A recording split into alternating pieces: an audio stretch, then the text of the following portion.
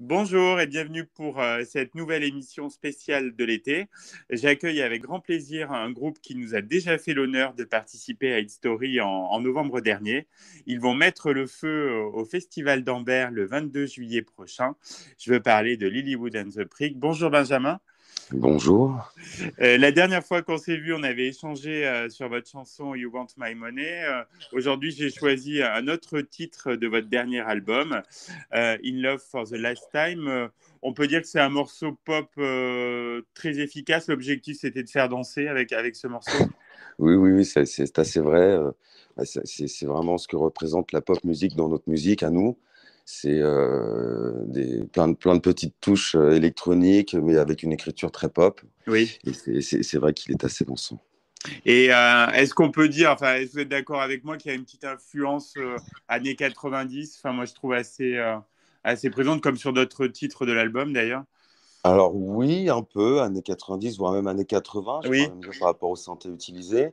Mais il y a aussi, je pense, des petits clins d'œil à cette pop rock des années 2000-2010, Mm. un peu métronomie, Bien etc. sûr, ouais. Voilà, mais bon, on doit certainement avoir des influences communes. Le texte est aussi empreint d'assurance. Quel message vouliez faire passer avec ce morceau? Je pense que c'est vraiment là, pour le coup, une chanson et un texte assez frontal, hein. Mm. On parle vraiment d'un sentiment amoureux assez classique, où il y a peut-être un peu de désespoir quand même, malgré tout, parce qu'on n'est pas forcément des gens très pessimistes, Oui. oui, optimistes. Mais voilà, oui, c'est un peu c'est une jolie pop song amoureuse, voilà. Mm. Vous vous souvenez dans quelles circonstances il est né le morceau? Alors, il est né dans quelles circonstances? Bonne question. Ça commence Euh, à remonter un peu, non? Vous Ça commence l'aviez. à remonter un peu. Et je crois que non, mais il est né assez rapidement d'ailleurs. Il fait partie des premières chansons qu'on a écrites euh, lors de notre première session d'enregistrement. Euh, mais il avait été écrit d'ailleurs au piano, il me semble, d'abord. Et Ah c'est oui. ensuite qu'on l'a un petit peu amené autrement. Mais c'était un piano-voix au départ. Et c'est vous qui avez eu l'idée du clip aux allures de road trip désertique? Alors, c'est avec Nili, on a eu ouais, une idée commune à ce moment-là de se dire qu'on allait faire un clip pareil, assez léger, où on ne se prend pas la tête, où il y a pas mal d'autodérision. Oui. Et ce mauvais road trip de série B était un peu le fil conducteur. Donc ça fait quasiment un an, hein. Maintenant, vous avez un an de recul depuis la sortie de ce single. Globalement, il a plu au public, non? Alors, globalement, oui. Après, c'est vrai que lorsqu'on chante en anglais, pour parcourir les radios françaises, c'est plus compliqué. Eh oui. Mais on sait que le public joue le jeu en live de toute façon. Et que effectivement sur nos plateformes, etc., de streaming, etc., ça s'est plutôt bien passé. Hmm. Donc vous parlez du live, Benjamin. Donc vous savez déjà si vous le jouerez à Ambert le 22 juillet, ce Ah, bien morceau? sûr. Je pourrais même vous dire exactement à quelle place il sera. Ah, ok, ça sera au début ou... Au milieu, vers la Ah, sixième d'accord, ou septième place. Voilà. d'accord. Donc qu'est-ce que vous réservez au public ce soir-là? Donc il y aura essentiellement les titres du dernier album? Alors non, on essaie quand même de faire Non? un mix entre les quatre albums.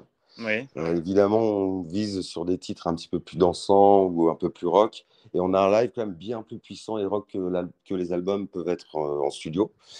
Donc non, on va être plein d'énergie et on espère que le public est prêt à sauter sur ses petites jambes. Oh oui, le public d'Ambert est plutôt chaud. Est-ce que vous connaissez un peu notre région? Est-ce que vous allez en profiter un peu pour découvrir l'Auvergne ou...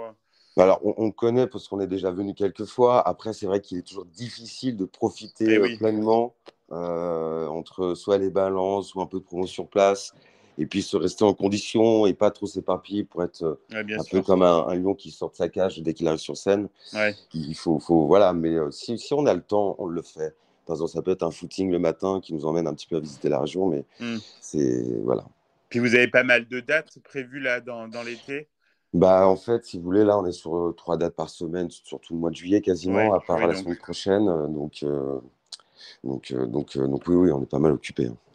Alors, dernière question, Benjamin, sur quoi vous travaillez actuellement? Est-ce que vous avez des projets là pour la rentrée, pour la fin de Alors, l'année? on a déjà commencé à écrire le cinquième album. Super. On va surtout travailler, l'enregistrer fin septembre. Donc voilà, je peux pas encore dire avec qui on va le faire parce que c'est encore un peu secret, Il y mais aura une surprise. oui, oui, oui, oui. En tout cas, quelqu'un qui est quand même assez présent dans le paysage musical, mais du côté peut-être un peu plus électronique. Mais voilà. Donc, mais bientôt, on pourra vous le dire. Bon, vous nous avez mis l'eau à la bouche. On espère que vous reviendrez sur cette antenne pour nous en parler. En tout cas, on vous souhaite un très bel été. Puis on Bah, va se merci à vous quitter en aussi. écoutant donc In Love for the Last Time. Super.